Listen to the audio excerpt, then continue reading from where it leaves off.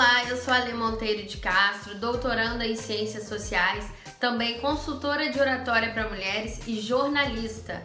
Hoje eu vou conversar um pouquinho com vocês sobre a polêmica que aconteceu em relação à influenciadora Camila Loures, que fez uns comentários aí sobre um Uber que teria a mandado sair do carro e gerou uma confusão, um burburinho, até que ponto também é criticar um trabalhador que precisa daquele trabalho e uma pessoa mais famosa que tem acesso à mídia poderia diminuí-lo. Então é interessante esse debate, quero falar um pouco também sobre o mercado de trabalho atual, nesse ramo da sociologia do trabalho, falar sobre o trabalho feminino e falar sobre o processo que a gente chama de uberização. Se você gostou dos temas e da polêmica, vem aí, já se inscreva, já curta e já participe do canal, escreve aí embaixo tudo que você acha, que a gente com certeza vai comentar aí embaixo e iniciar um debate muito bom, tá? Mesmo que você não concorde com nada que eu esteja falando. Vamos lá, roda a vinheta. Primeiro, comentar aí sobre a história da Camila Loures. Existe um processo que na sociologia nós chamamos, dentro do ramo da sociologia do trabalho, de uberização. O que significa isso? Foi uma análise pensada em relação aos trabalhadores de aplicativos. Nós temos não só Uber, Cabify, que não está mais no Brasil, eu acho. Temos também 99, dentre outros. Temos até o próprio iFood. E com o ingresso dessa tecnologia no trabalho, temos empresas grandes em cima, o trabalhador diário embaixo dessa cadeia alimentar aí no mercado de trabalho, que deve pagar uma porcentagem para cada empresa, cada uma dessas que ele presta, esse serviço que ele trabalha, mas ao mesmo tempo ele não tem nenhum direito trabalhista, ele não tem nenhuma segurança ao trabalhar e ele tem que prover todos os meios deles. Então é um processo muito diferente do que a gente analisava o mercado de trabalho, o capitalismo, a formação da sociedade, por exemplo, no período de Marx, que era muito pensado em relação ao trabalhador da fábrica, que também não tinha direitos nenhum. Esses direitos foram adquiridos ao longo do tempo com movimentos trabalhistas, sindicatos, que também tem uma grande influência do Marx, das ideias marxistas, e a gente sente e sabe que no Brasil foi mais ou menos na época de Getúlio Vargas, que não tinha ideias marxistas nenhumas, pelo contrário, tinha até uma certa afeição ao fascismo, mas houve aí por vários movimentos e por fortes lideranças a entrada desses direitos trabalhistas no Brasil. A ideia de Marx é que o trabalhador é aquele que produz mercadorias, é muito voltada para isso. E quando a gente pensa isso, a gente entra em outra questão também nesse ramo da sociologia do trabalho, que é a questão do trabalho doméstico.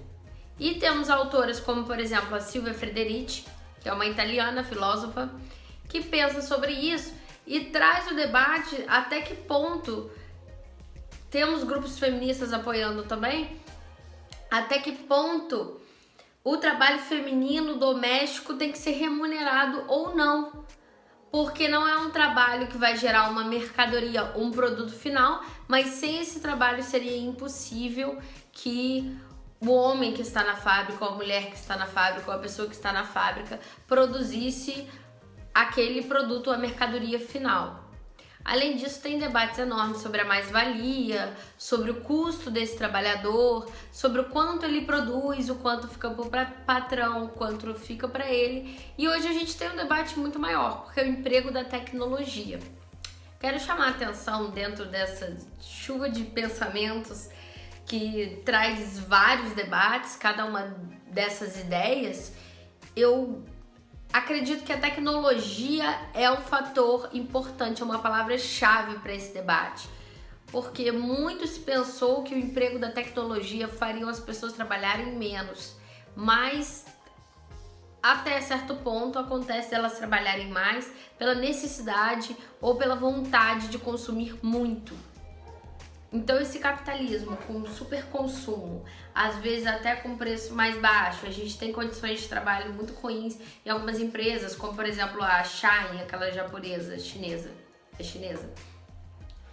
já foi exposta várias vezes, com trabalhadores assim, subcondições mesmo, bem pesado, trabalho escravo. Então, a gente vê que nesse mundo atual, que a venda, por exemplo, da Shein é muito mais online, é utilizando a tecnologia, é globalizada, a gente tem vários conflitos complicados. Por isso, o processo de uberização é mais um desses desafios. A gente vê o trabalhador ali que às vezes tinha a ideia de que ele tem muito mais liberdade porque eliminou a figura do patrão, que seria do capitalista lá para Marx, do dono da fábrica, do burguês, do detentor do capital, enquanto o trabalhador só é detentor da sua força de trabalho. Aí ele elimina essa pessoa do meio, essa pessoa física e jurídica de uma certa forma, e através de um aplicativo ele trabalha de forma independente, no horário que ele quiser, sem ninguém perturbando o pensamento dele. E ele não precisa ter uma qualificação específica, só ter a carteira de motorista ali para a modalidade que você possa ganhar dinheiro com isso. Só que o aplicativo leva uma parte boa dessa parcela. E além disso, se o público, as pessoas que entraram no Uber, criticarem, mandarem avaliações negativas, ele começa a perder o espaço dele na praça. Então você tem empresas que valorizam demais os seus clientes, aí você tem esse caso da Camila, que é uma pessoa famosa, uma pessoa conhecida na internet, fez ali uma reclamação simples de algo que aconteceu ou não com ela, ninguém foi apurar ou descobrir, mas enquanto uma parcela da internet a cancelou, outra parcela também poderia ter cancelado uma pessoa não pública que foi muito exposta. Então é muito complicado, a gente tem 1000 fatores ali. E uma questão de classe também a ser pensada. O trabalhador do Uber, quando chegou a oportunidade dele utilizar esse sistema no Brasil, as pessoas começaram a abrir os olhos. Nossa, é incrível. Primeiro para o passageiro também, porque é um motorista diferenciado do motorista do táxi. Aí começou aquela guerra táxi versus Uber. E dali o preço era muito mais em conta. Geraram vários outros problemas. A gente tem também uma pandemia que reduziu as oportunidades de trabalho de uma forma muito pesada e várias empresas faliram. O desemprego aumentou muito no país. Por isso, até mesmo a violência doméstica aumentou em alguns estados do Brasil, porque a gente tem notícias aí TJRJ, dados do TJ, mostrando, muitas vezes, também tem outra autora que fala disso, que é a Safiotti, quando os homens não têm emprego, não têm trabalho, a masculinidade deles, a virilidade é questionada, porque ele acredita que ele tem que estar nesse lugar de provedor. E aí, a partir dali, às vezes começa a beber e pode vir a agredir. Então, ainda tem esses outros conflitos relacionados ao desemprego. São muitos debates, mas é importante que a gente entenda esse lugar da figura pública, esse lugar da pessoa comum que não quer ser exposta, que não pediu para ser exposta na internet e acabou recebendo uma crítica negativa, tá propenso a isso, mas a própria empresa tem políticas contra isso. E ao mesmo tempo também é um trabalhador que está em condições precárias, porque a empresa não dá ali para ele certas questões que ele precisa, direitos trabalhistas, não existe exatamente isso.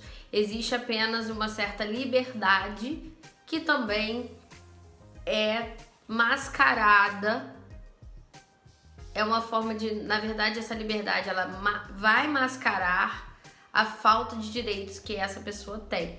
E isso quando a gente está falando do motorista. Imagina o trabalhador que vai de bicicleta, que vai de moto, ele tem ainda mais dificuldade, às vezes passa até fome.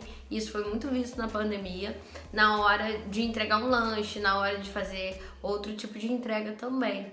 Então, aquela empresa não deve nada a ele.